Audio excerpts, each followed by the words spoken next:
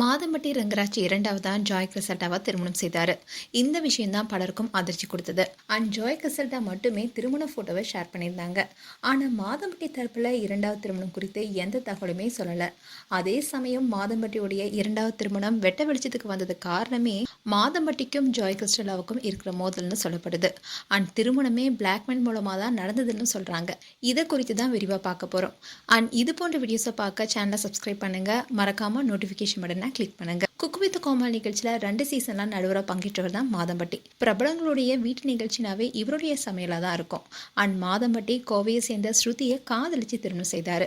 இந்த தம்பதிக்கு 2 மகன்கள் இருக்கிற நிலையில தான் இவங்களுக்கு இடையில கருத்து வேறுபாடு ஏற்பட்டு 2 பேருமே பிரிந்து வாழ்ந்துட்டு வராங்க.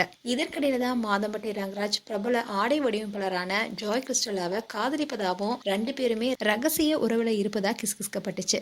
அண்ட் அதே சமயம் மாதம்பட்டி ரங்கராஜா காதலிப்பதா சொல்லி இன்ஸ்டாகிராம்ல ஸ்டோரி வச்சாங்க ஜாய் கிறிஸ்டலா. அண்ட் அதே நேரத்துல மாதம்பட்டி ரங்கராஜோடைய மனைவி நான் தான் அழுத்தமா சொன்னதோட குடும்பமா இருக்கிற போட்டோவை ஷேர் பண்ணாங்க ஸ்ருதி. இப்படி இருந்த சூழல தான் தொடர்ந்து ஜாய் கிறிஸ்டலா அவங்களுடைய சோசியல் மீடியா பேஜ்ல மாதம்பட்டி போட்டோஷூட்டுடைய போட்டோஸை ஷேர் பண்றதோட என்னுடையவன் என் மாமான்னு போட்டுட்டு வந்தாங்க. இந்நிலைதான் திடீர்னு மாதம்பட்டி ரங்கராஜுக்கும் தனக்கும் திருமணம் நடைபெற்றதாகவும் தான் இப்போ 6 மாத கர்ப்பமா இருக்கிற நிலையில குழந்தை எதிர்பார்ப்பதா சொல்லி மாதம்பட்டியுடைய திருமண போட்டோவை ஷேர் பண்ணியிருந்தாங்க ஜாய் கிறிஸ்டலா. இந்த திருமண போட்டோ வெளிச்சத்துக்கு வர காரணமே மாதம்பட்டிக்கும் ஜாய் கிறிஸ்டலாவுக்கும் இடையே ஏற்பட்ட பிரச்சனைன்னு சொல்லப்படுது.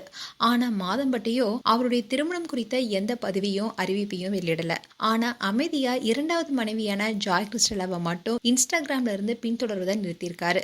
இது மேலும் பல சர்ச்சைகளை வழிவகுத்திருக்கு. ஒருவேளை 2 பேருக்குள்ள சண்டையான்னு பலரும் கேள்வி எழுப்பினாங்க. அதோட வேற ஏதாவது பிரச்சனையானு கேள்வி எழுப்பிட்டு வந்தாங்க. இன்னும் இல்ல மாதம்பட்டி இன்னொரு விஷயமும் பண்ணியிருக்காரு. அதாவது முதல் மனைவி ஸ்ருதியுடன் கருத்து வேறுபாடு ஏற்பட்டிருக்கும் போது இன்ஸ்டாகிராம்ல அவங்கள அன்ஃபாலோ பண்ணியிருந்தாரு.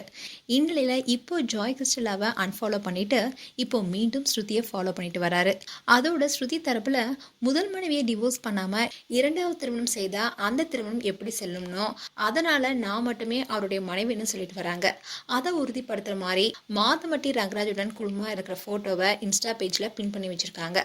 அதோட அவங்களுடைய பயோல மாதம்பட்டி ரங்கராஜுடைய ஒய்ஃப்னு குறிப்பிட்டிருக்காங்க. இப்போ இந்த விஷயம் பேசும் பொருளாகிட்டு வருது. மேலும் மாதம்பட்டி குறித்து உங்களுடைய கருத்துக்களை கமெண்ட் செக்ஷன் சொல்லுங்க.